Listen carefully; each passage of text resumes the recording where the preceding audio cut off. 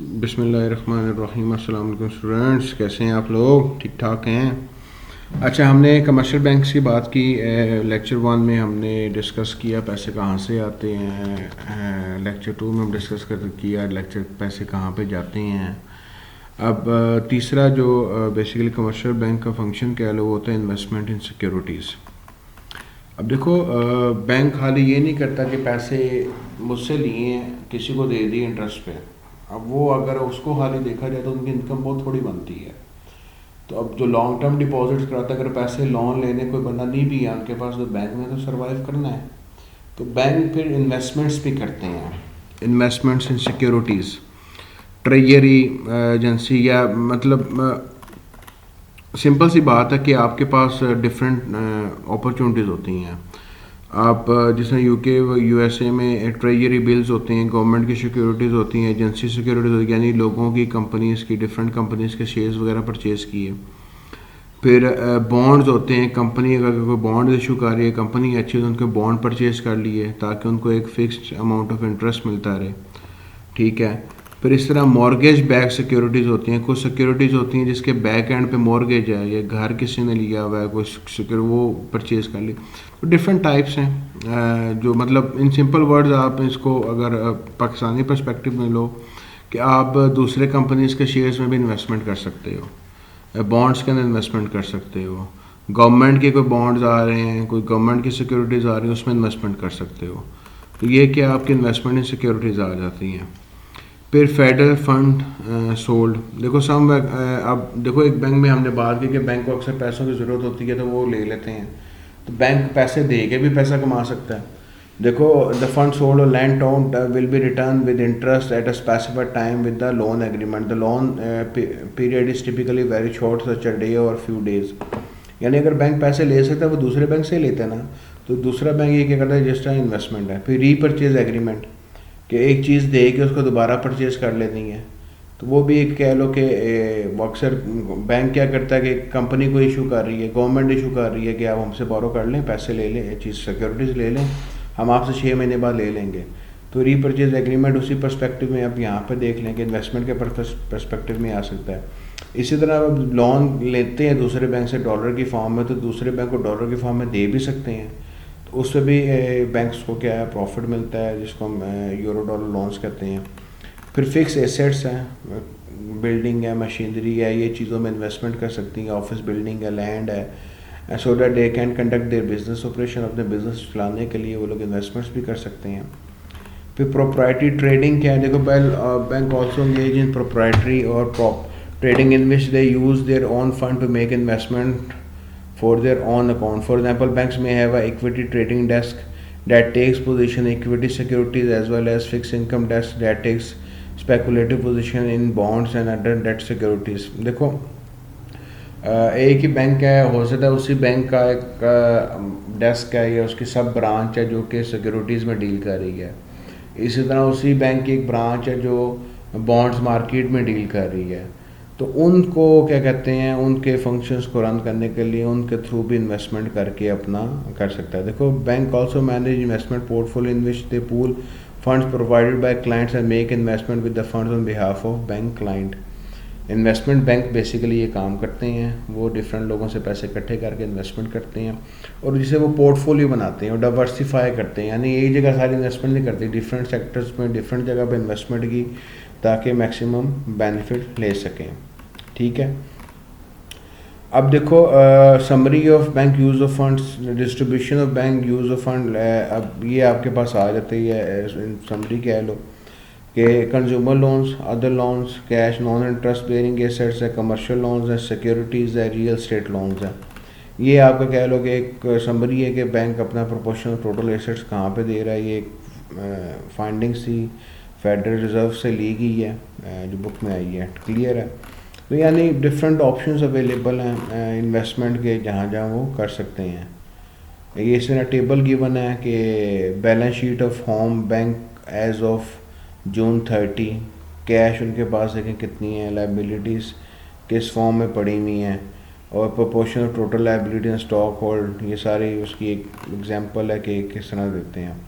अब देखो, होता कैसे है, हम लोग कहते हैं कि कमर्शियल बैंक कैसे इकोनॉमिक ग्रोथ में हेल्प करता है, ये तो टेबल सारा आपको बड़ा अच्छा एक्सप्लेन कर देगा चीज़ों को, जो सारी थ्योरेटिकली लिखी हुई है कि हाउस होल्ड ने डिपॉजिट कराए कमर्शियल बैंक में पैसे। हाउस होल्ड में अकेला नहीं, आप सब पूरी दुनिया से लोग, हर कंट्री के लोग कमर्शियल बैंक में पैसे जमा कराते हैं। कमर्शियल बैंक ने क्या किया, कमर्शियल लोन दिया किसी कंपनी को ताकि वो अपनी कॉरपोरेट एक्सपेंशन कर सके। जब कॉरपोरेट एक्सपेंशन करेगी तो ऑब्वियसली जॉब्स क्रिएट होंगी, जॉब्स क्रिएट होंगी, काम बिजनेस बढ़ेगा तो क्या होगा, टैक्स का रेवेन्यू भी, गवर्नमेंट को टैक्स भी ज़्यादा मिलेगा और बैंक्स के पास इंटरेस्ट की फॉर्म में पैसे आएंगे। फिर सेकंड लोन क्या है, हाउस होल्ड परचेजेस, यानी आपने फ्रिज लेना है, टीवी लेना है, कुछ लेना है, मोबाइल लेना है, घर लेना है, गाड़ी लेनी है, तो वो सारे आपको बैंक लोन प्रोवाइड करेगा। तो ज़ाहिर बात है जैसे जैसे आप लोग परचेजेस करोगे कंपनीज़ को भी फ़ायदा होगा जिन कंपनीज़ की आप चीज़ें ले रहे हो। फिर परचेज ऑफ ट्रेजरी सिक्योरिटीज़, यानी ट्रेजरी सिक्योरिटीज होती हैं जो अमेरिका में गवर्नमेंट इशू करती है।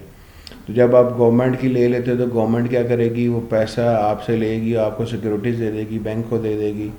तो फिर क्या होगा, उससे वो मज़ीद एक्सपेंशन कर सकते हैं, नए प्रोजेक्ट्स लॉन्च कर सकते हैं, इंफ्रास्ट्रक्चर कंट्री का बेहतर कर सकते हैं। और फिर म्यूनसिपल यानी लोकल डिस्ट्रिक्ट गवर्नमेंट लेवल पे भी, लोकल लेवल पे भी काम करते हैं, बैंक करते हैं। यानी ये क्या है, पैसे डिफरेंट जगह पे इन्वेस्ट करते हैं, लोन देते हैं। मकसद क्या होता है कि country as a whole economy को भी आपके फाइनेंस कर रहे हैं, चला रहे हैं। क्लियर हो गया। अब कुछ एक्टिविटीज़, ये तो हमने पढ़ी डिपॉजिट, ये सारी एक्टिविटीज़ होती है बैलेंस शीट एक्टिविटीज़, जो कि बैलेंस शीट में लिखी जाती हैं, कहाँ से पैसा आ रहा है, लोन किधर जा रहा है, वो सारी चीज़ें बैलेंस शीट की में आपको एसेट्स लायबिलिटीज़ में वो चीज़ें सारी नज़र आ जाती हैं। कुछ हमारे पास ना ऑफ बैलेंस शीट एक्टिविटीज़ है जो बैलेंस शीट पे नहीं, लेकिन ये कि एक सोर्स ऑफ इनकम है बैंक की, बैंक किससे भी पैसा कमाता है। देखो आप बात करते हो, banks commonly engage in of balance sheet activities which generate fee income without requiring an investment of funds, यानी उनको कोई इन्वेस्टमेंट नहीं करनी, कुछ भी नहीं चाहिए, वो क्या है सिर्फ एक प्रोसेसिंग करने के आपसे चार्जेस लेंगे। These activities do create a contingent obligation for banks, obligation आती है लेकिन in the form of cash नहीं है, डिफरेंट है। उसमें आपको लोन कमिटमेंट है, standby letter of credit है, फॉरवर्ड कॉन्ट्रैक्ट ऑन करेंसीज है, इंटरेस्ट रेट स्वैप कॉन्ट्रैक्ट्स है, क्रेडिट डिफॉल्ट स्वैप कॉन्ट्रैक्ट्स है। अब देखो सबसे पहले आपके पास क्या आ रही है, लोन कमिटमेंट। देखो loan commitment is obligation by to provide a specified loan amount to a particular firm upon the firm request. The interest rate and purpose of the loan may also be specified. The bank charges fee for offering the commitment. यानी मेरी company अच्छी चल रही है तो bank कहता है कि जी मैं आपको एक कमिटमेंट देता हूँ कि आपने 5 लाख रुपया तक आपको पैसे चाहिए हो, जब भी चाहिए हो मैं आपको दे दूँगा और आपने ये मुझे 6 महीने में, साल में वापस करने हैं। अब मैं पैसे लूँ ना लूँ, बैंक ने क्या करना है, मुझे कमिटमेंट फीस चार्ज कर देनी है। ठीक है। One type of loan commitment is note issuance facility in which the bank agrees to purchase the commercial paper of a firm if the firm cannot place its paper in the market at an acceptable interest rate. Although bank earn fee for their commitments, they could experience illiquidity of numerous firm request their loans at the same time. यानी बगैर loan दिए note issuance facility भी है bank की, उसमें भी bank कहते हैं कि अर्निंग करता है, परचेज करता है कमर्शियल पेपर को, उस पर नोट प्रिंट करता है डिफरेंट ऑर्गेनाइजेशन से। फिर standby letter of credit. देखो standby letter of credit जिसे LC अमूमन कहते हैं, backs a consumer obligation to a third party.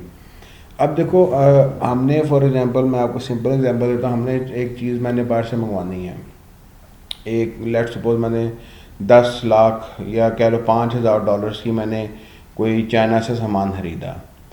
अब देखो प्रॉब्लम क्या आती है, प्रॉब्लम ये आती है अब ट्रस्ट लेवल नहीं है। मैं कहता हूँ कि मैंने अगर उसको पैसे भेज दिए, मुझे सामान नहीं भेजेगा, वो सोचेगा मुझे सामान भेज दिया, मैंने सामान भेज दिया तो मुझे हो सकता है पैसे ना मिले। तो उसमें बैंक फैसिलिटेट करता है।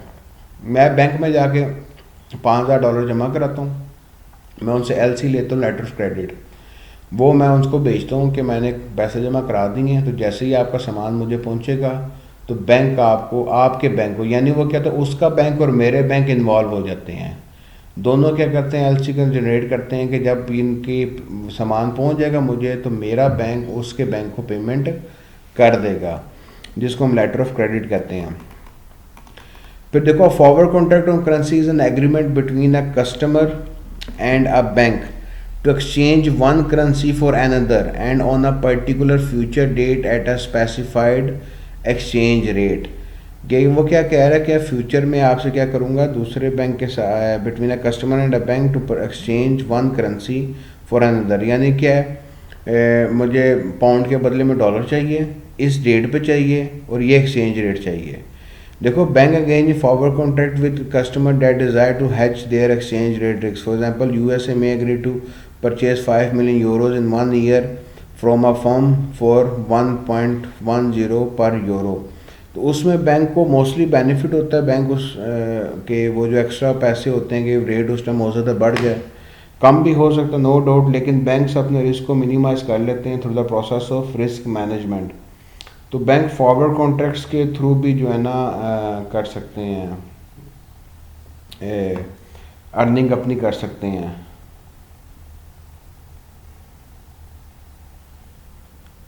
अच्छा, उसके बाद फिर क्या आता है हमारे पास, इंटरेस्ट रेट स्वैप कॉन्ट्रैक्ट्स। देखो, bank also serve as intermediate for interest rate swap whereby two parties agree to periodically exchange interest payment on a specified notional amount of principal. Once again, the bank reserves the transaction fees for its services. If it guarantees payment to both parties, it is exposed to the possibility that one of the party will default on its obligation. In that event, the bank must assume the role of the third party and fulfill the obligation of the other party. यानी दो parties में deal हो रहे हैं, interest का issue है, payment करनी है, बैंक गारंटी उठा लेता है, उसमें नो डाउट एक पार्टी डिफ़ॉल्ट करती है, लेकिन उसको फिर कंपनसेट करना पड़ता है बैंक को। देखो, some banks facilitate currency swaps for a fee by finding parties with opposite future currency needs and executing a swap agreement. तो वो क्या है, दरमियान में इंटरमीडियरी काम कर रहे हैं, एज एजेंट काम कर रहे हैं, जिसकी वो फ़ीस चार्ज करते हैं। यानी करेंसी स्वैप्स आप बेसिकली ये कह लो कि एक करेंसी पे डिफरेंट इंटरेस्ट रेट है, दूसरी पे डिफरेंट इंटरेस्ट रेट है, तो दोनों का आपस में मर्जर करना, उसको आप करेंसी स्वैप करते हैं, जिसमें आप कॉन्ट्रैक्ट करते हो। फिर क्रेडिट डिफ़ॉल्ट स्वैप भी होता है कि अक्सर आप लोग बैंक क्या करता है कि आप किसी डिफ़ॉल्ट कोई बंदा कर गया तो उसको एक्स्ट्रा चार्जेस देते हैं, एक्स्ट्रा पेमेंट करनी पड़ जाती है, तो वो आपके क्रेडिट डिफ़ॉल्ट स्वैप्स आते हैं।